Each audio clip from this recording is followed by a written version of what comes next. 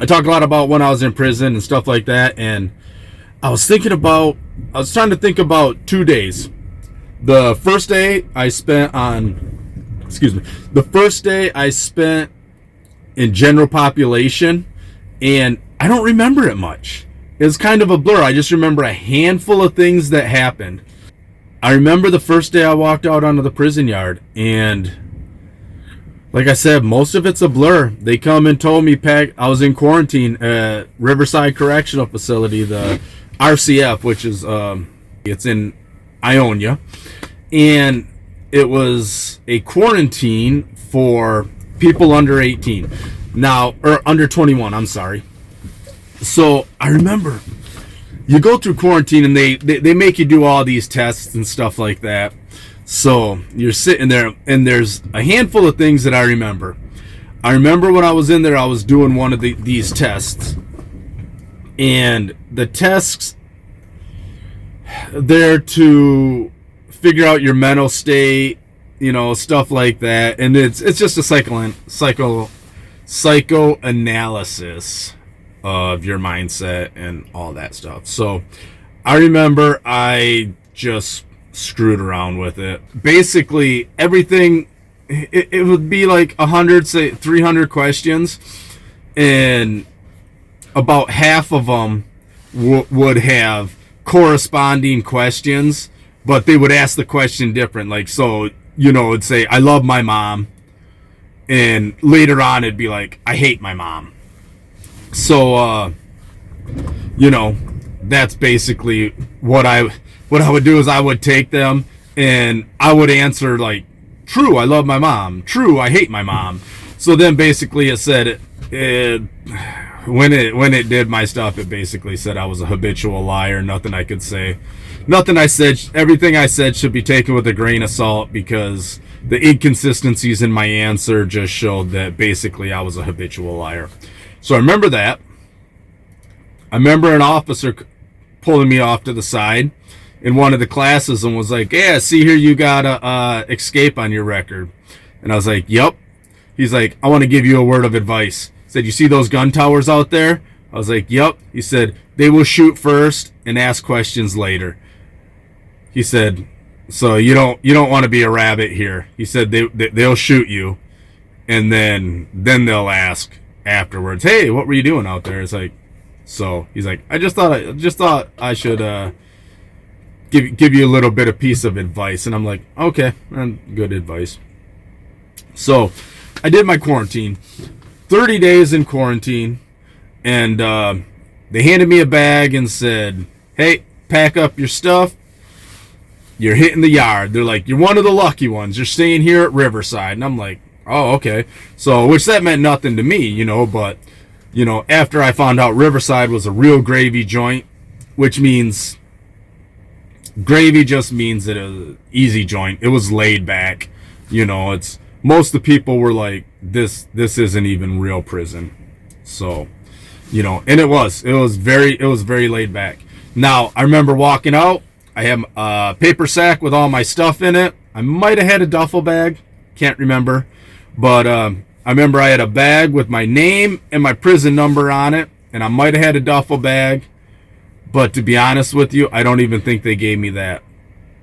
So, because when I got out, I had to get all new clothes and everything like that for when I was on the yard. So, what I remember is I get to my cell, throw my stuff on my rack, and I think I might have met my bunkie. I'm not sure if he was there when I first got there. Somebody probably went and let him know, hey, you got a new guy coming in, get back to the cell, check him out, so, which is usually what people do.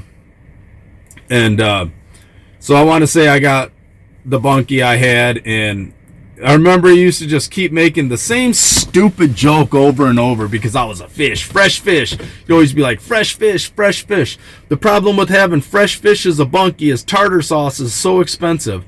And I'm just like, dude, that makes no sense. That makes no sense. What? Tartar sauce is so expensive? Yeah, so you're saying you're going to, you want to eat my fish stick? So he just, even the guys that were on the yard they've been there for years. They're like, dude, that makes no sense. Tartar sauce slush nuts, it makes no sense. And I never understood it either. But so the other thing I remember, the one other thing I remember is I get out on the yard, a guy comes down and he's like, hey, you need anything? And I'm like, who sells smokes? And I'm like, I need some smokes. Who sells some smokes? He's like, I got some smokes. I'll give some to you. I was like, all right, what you gonna charge me? And he's like, it was like a stamp for the quarter pack. He's like, I'll give you 10 smokes, 7 smokes, whatever it was, 9 smokes for a stamp. And I'm like, all right, cool. Here, I give him a stamp, and he gave me a quarter pack of smokes, and I was like, all right, sweet. So remember, I unpacked what little bit I had. Everybody come down to the cell. A couple guys come down to the cell, and they were like, hey, come on out. Come on, let's go. We're gonna introduce you to the guys, all the guys that are solid. And I'm like, okay, So I went out with these guys, and they're like, so I got the smokes, and they're like, where'd you get the smokes from? And I'm like, yeah, dude, so-and-so down the rock. They're like, what does he look like? I was like, yeah, he just locks right down the rock. This was his last name. And they were like, you don't want those smokes. And they're like, that guy puts things in his mouth that he probably shouldn't be putting in his mouth. And I just remember being like, poop, throwing the smoke out. And I'm like, oh, okay. They're like, we'll get you some smokes that was rolled by somebody that, let's just say we know where his mouth's been. And I was like, oh, shit. And I'm like, okay. So, which, honestly, the guy that I got the smokes from, even though he messed around with boys and stuff like that, he is actually a good guy. I have no problem with, like, homosexuality or anything like that. Which, in prison, masculinity, huge. It's huge. It's a huge thing. I mean, you make fun of somebody, you make fun of them about being gay, or you make fun of them, stuff like that. One of the biggest things that can get you stabbed in the joint is calling someone a bitch. Insinuating that they are not masculine or that they're less than masculine. The word bitch, it's real quick fighting words, and that was something that I had to get used to when I come out of prison, because people throw the bitch word around a lot, and I'm just like, who do you think you're talking to? It's like, hey, I don't call you a bitch, don't call me a bitch. That's one thing we never did. So, but I remember I was sitting out there, and they ended up getting me some smokes, and I was hanging out, and they were like, hey, this guy's a good guy, this is a good guy, this guy's a good guy over here, and they kind of taught me who the good guys were to hang out with, the solid guys that weren't going to try screwing you over. And that was one thing I learned. And another one of my buddies years later had the same thing, and it's, when I look back on it, he was always like, he always hated when guys would be like, these young guys would come in and they would be like, oh, let's see what he's gonna do. And they're like, well, what do you mean, let's see what he's gonna do? It's like, well, if he can stand on his own, then he's solid enough to hang out with us. It's like, dude, you're throwing that young kid to the hyenas, and those jackals are on him.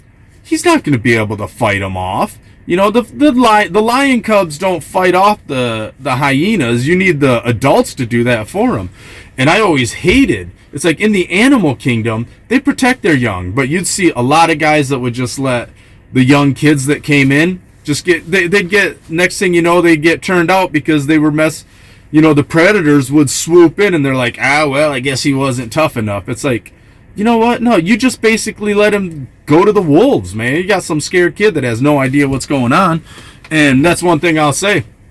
When I come down, these guys swooped in and they took me under their wing, and they said, hey, this is, they taught me a lot of stuff. And so I remember, that guy told me the same thing, and he was like, in the animal kingdom, they protect their young. He's like, and that's what we need to do. We don't need to be throwing these young kids to these predators, and the next thing you know, they're turned out. And he's like, they didn't have a chance. So me and my buddy Logie, he had a kid that hung out with him, and this is another lesson. It was like, think before you speak, because the kid was like, my name's Mike, and we're like, too many Mikes. We hang out. There's too many Mikes. We need a nickname for you. We got to find you a nickname. And he was like, well, people say I look like Leonardo DiCaprio, and I'm just like, lesson number 1, think before you speak. And so after that, we called him Leo, and everybody used to be like, but we gave him like a little badass nickname for it. They're like, why you guys call him Leo? His name's Mike. Why you call him Leo? We're like, because he's a fucking lion. He's a little fucking lion. That's why we call him Leo, because he's a lion. But he's like, oh, people say I look like Leonardo DiCaprio. We're like, dude. His stuck at Leonardo and then got down to Leo, and but it was funny. So, but everybody, I just got green lighted, so I'm trying to get the hell out of here because it's a late night and I still got some more stops to do. But I just wanted to talk a little bit about that first day that I remember on the joint when I hit the yard. And I understand that was a bit of a ramble and I didn't really talk about much, but yeah, that shit was a blur, man. I mean, it was 20 years. I mean, looking at 97. That's almost 30 years ago. I hit the yard in 97. August 1st, 1997, I hit that yard. And I tell you what, those guys took me under their wing, and that was probably the best thing that happened to me, because they taught me a lot, and that helped me survive through prison, and it helped me to learn that, got to help those other guys that come through there, so. But, all right, everybody, y'all have a good one, and, hey, that's it. Stay out of prison.